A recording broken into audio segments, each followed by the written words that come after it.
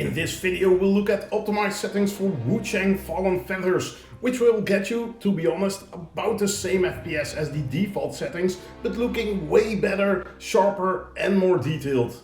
We'll look at different DLSS quality levels, see how frame generation is holding up, and as a bonus, if you're playing with a DualSense controller, how to get that running wireless. Lindsay Games released 2047 in 2001. Now recently their second game released, Wuchang Fallen Feathers.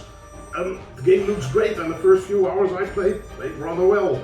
But it's a fairly heavy game to run if you don't run at the default settings, so some optimizations would be nice. Well, I think it's time we have a look. Welcome to Vegas Gaming, guess who I am, and let's see how the madness will affect us. Well, let's just have a look at settings. And let's quickly start that madness by looking at the HDR setting. I usually try to match the SDR vibe with the HDR settings, but in this game matching the much lighter SDR setting would mean the world is way too overexposed. And I like a little bit of sun, but this is just way too much. And well, to be honest, I don't like the sun all that much. Well, just leaving the HDR settings to default and setting the overall brightness to match the peak nits of my TV.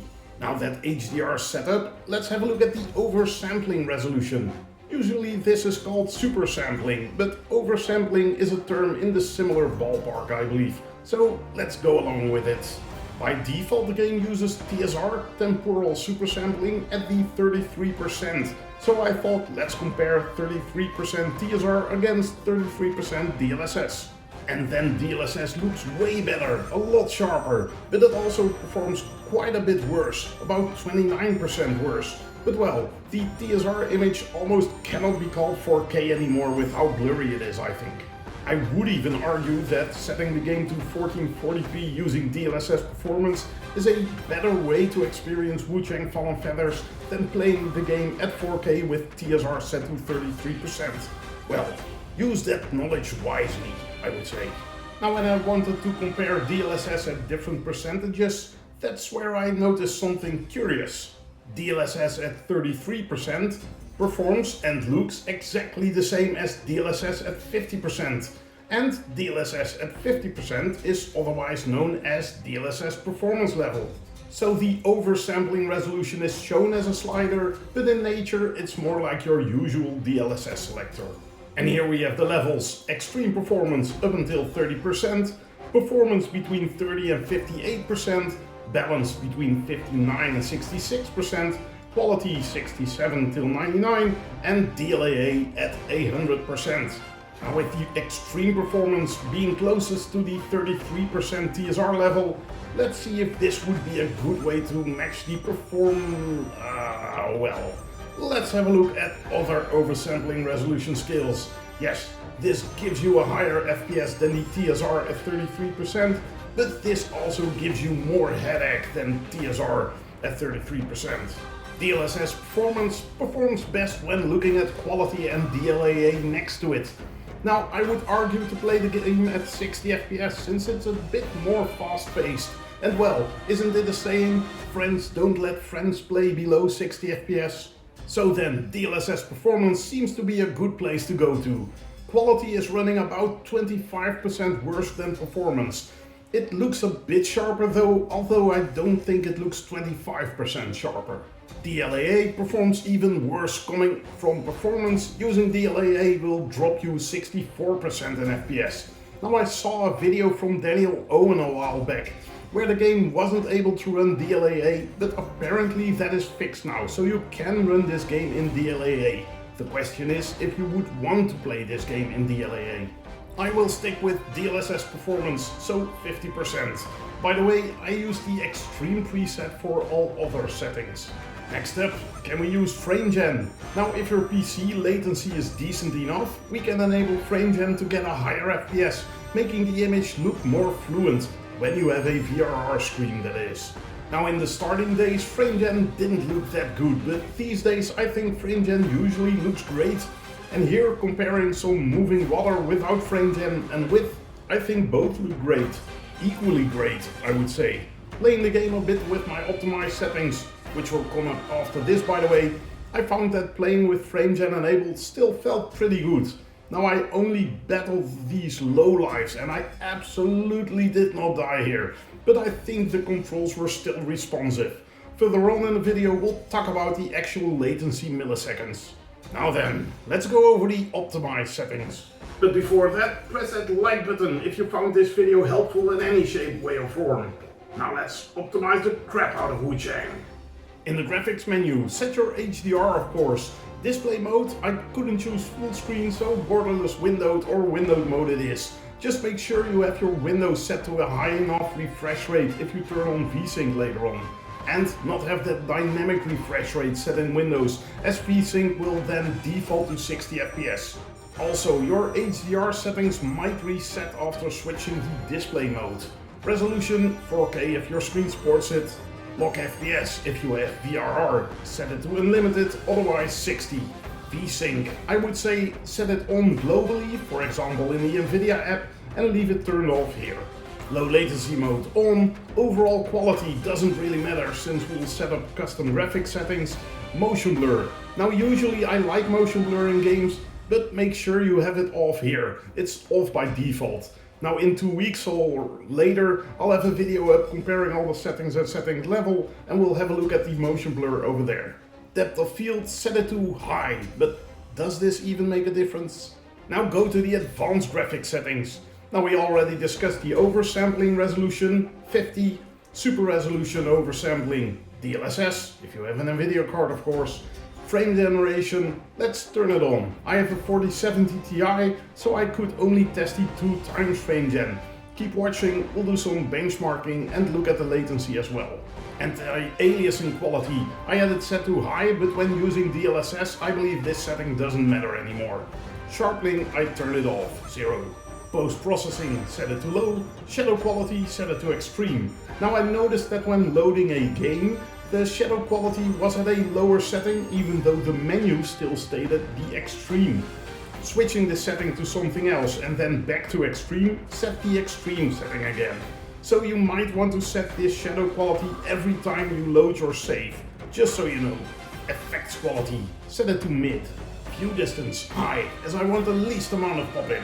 Texture quality, high, provided you have the VRAM. At 4K with the texture quality at high, I was using more than 8 GB from time to time. Mid will still look as good I think, but I'm not sure if it will save enough VRAM though, but you could lower this to see if that helps. Vegetation quality, mid. You could very well turn this to low and get a nice boost in FPS, but it will make the world feel less dynamic. Trees and stuff will stop moving around. Well, not around, but it will stop moving. But moving around yourself, you might not notice that all that much. So keep this one in mind if you really are in need of more FPS. Volumetric fog, set it to low. Global illumination, do not turn it off, but low will do fine. Set ambient occlusion to high, and reflection quality will do fine at the mid level. And as always, I'll put these settings in the description down below. Benchmarking time.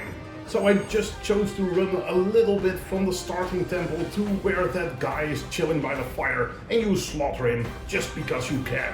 Now I already did all the slaughtering, so it's just walking around now.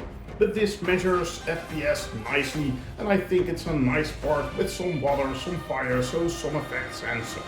In the top left we have the default settings, the top right is DLSS performance with extreme settings, lower left is optimized settings without FrameGen and lower right is optimized settings with FrameGen. Now for some reason my Nvidia frame view window wouldn't pop up in Wuchang, but it's doing the benchmark in the background, saving the data to a CSV file, a comma separated file, but all those IT or office workers out there knew that. And their results. Default, average frame rate of 91 FPS with a PC latency of 43 milliseconds and blurry as hell.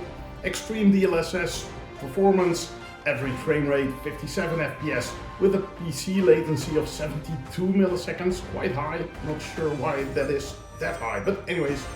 Optimized settings, average frame rate 59 FPS with a PC latency of 44 milliseconds and optimized with frame generation, average frame rate 94 FPS with a PC latency of 54 milliseconds. So to be honest, the optimized settings don't perform that spectacularly better than the extreme settings, but we managed to get a few little FPS extra, and that PC latency was way lower. However, we got all that without really handing in anything on the graphical quality. But FrameGen does a real heavy lifting here, boosting the performance, getting us around the same FPS as the default settings did, but then looking as if you're playing on the extreme settings, I would say. If you don't like that FrameGen, however, or still think the game plays too sluggish with FrameGen enabled, turning the resolution to 1440p and using DLSS even at the performance level still looks great if you ask me, and it boosts the FPS about as much, and still looks better than the default settings of the game. Well, as always, in the end, choose what works best for you, of course. I think I presented some nice options here. But now, for those of you, my fellow DualSense users, the DualSense isn't detected by default for some reason. Now, it will probably work if you plug in a USB cable, I haven't tried that, but I want to be wired free, unshackled from the wires, shackled by the reach of the USB signal. Anyway, if you install DS for Windows, and I'll put a link in the description down below. Now once installed, connect your controller to your PC, your personal computer, using Bluetooth as usual. Now then boot DS for Windows, go to Profiles and there edit your default profile or create a new one. If you create a new profile, make sure to use the preset. So if asked, yes, you want to use a preset. And in that preset, you want to select the controller output to be a DualShock 4. And then give your profile a name. DualShock 4, for example. Or Hank is Gaming, why not use that as a name? And then save the preset. Then on the controller tab, select that profile for your controller. You can set things to auto-select that profile, but perhaps that's for some other video. Let me know in the comments if I should make a video about some cool PC tools to use. Now, this will make sure your controller is connected as a DualShock 4 controller, so the most important PlayStation buttons will show up correctly. Not sure about the start and the share buttons, but you'll figure it out. Now, if you really want the picture in the game to look like your DualSense controller, have a look at Nexus mods. There is a Force PS5 icons mod, which will make sure the DualSense is shown in the game menu. And again, all the buttons will correspond with that. Now, I played with this mod enabled, but I had quite a bit of loading issues. I think the mod might have been the culprit of it. So perhaps it's better to use DS for Windows and accept the looks of the old DualShock 4 controller. But I think that is it for this video. The bit I played with my optimized settings and FrameGeneration enabled, I think played great. I did have a few stutters, but nothing game or immersion breaking, I would say. The depiction of nature, at least in the beginning of the game's moments, are really great. I like that a lot. Action was cool, although there were a lot of menus explaining stuff to me, and I'm not always into that. However, the game is free on Game Pass, so give it a go, I would say, if you are looking for a nice Souls-like to play. And that wraps up our look at Wuchang Fallen Feathers. Thank you for watching, really glad you do. But why not subscribe to the channel and not miss out on the next video about Wuchang. It's coming in 2 weeks, or it's already out now, if you see it up here in the corner. In that video, we'll have a look at all the different setting levels, what they do at low, mid or high. Well, hope to see you in 2 weeks. Over.